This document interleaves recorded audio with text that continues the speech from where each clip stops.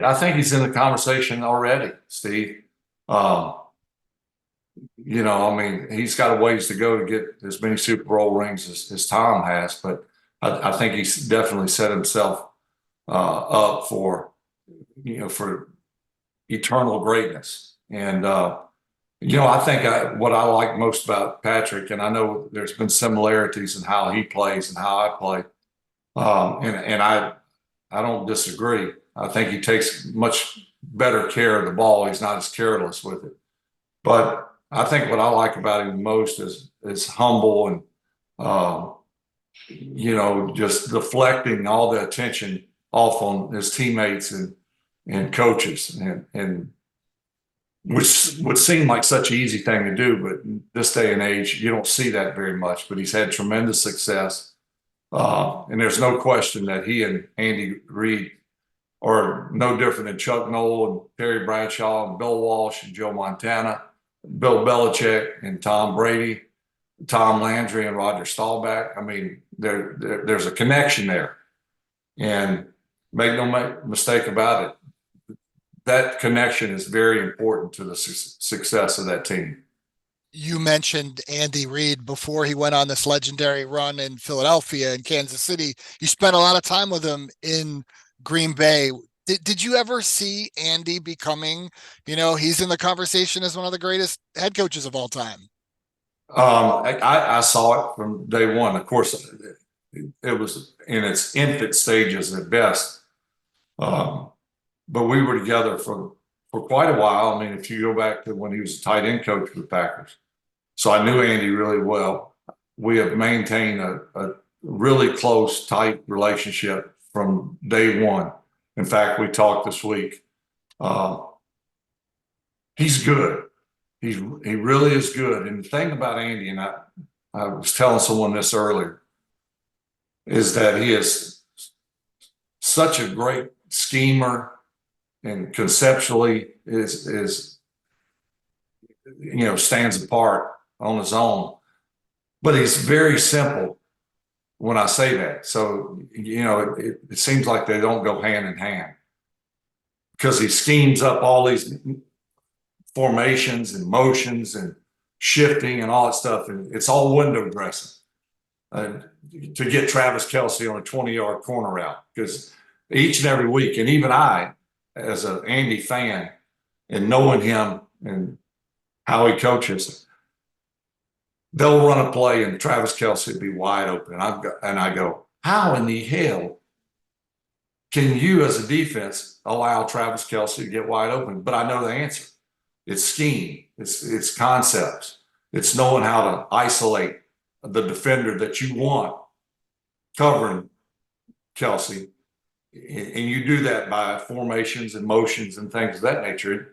But I know how he coaches and how he looks at film. It's very simple. He doesn't overanalyze things. And I know that that's what he's preached and harped on with Patrick. And the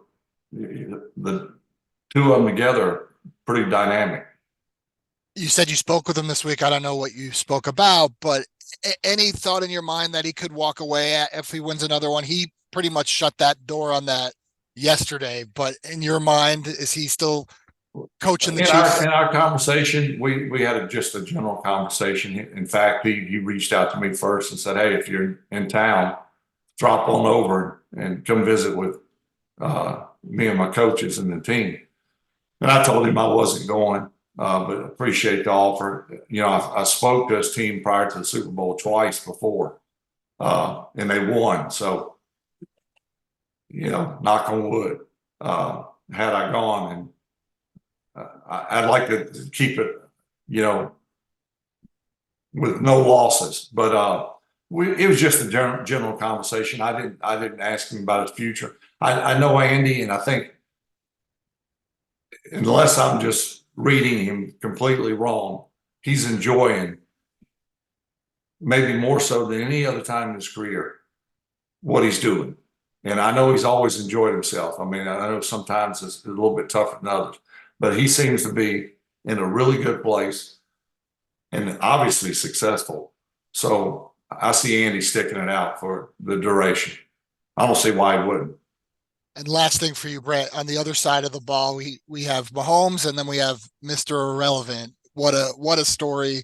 Brock Purdy headed the Super Bowl second year after being the last pick. You've been there before. What would you say to this kid before he gets in there, the biggest game of his career? Well, I think Brock, what really is so good about him, and there's a lot of things that are good about him, and you can't help but pull for him. I know Chief fans are going to pull for the Chiefs, but deep down inside, you gotta have a somewhat of an affinity for him and what he's done. I would just tell him to enjoy the moment. I think the first series, the butterflies, the excitement, the anxiety, whatever you can imagine is at a fever pitch. That's okay. Let the dust settle and then play. And I think last week is a good example. He and the team was kind of stale going into halftime, but we saw a different kind of Brock Purdy in the second half than really we've seen since he started from day one. He moved around. He made great throws. He brought him from behind. He really hasn't had to bring him from behind much, if any, maybe once or twice in his short career. So that's kind of uncharted territory. But I think he proved to all the naysayers and definitely to himself that, hell, I can do this. And you're in this game for no other reason than the fact that you've played extremely well and you've earned the right to be in it, just like the rest of your teammates. So go enjoy it.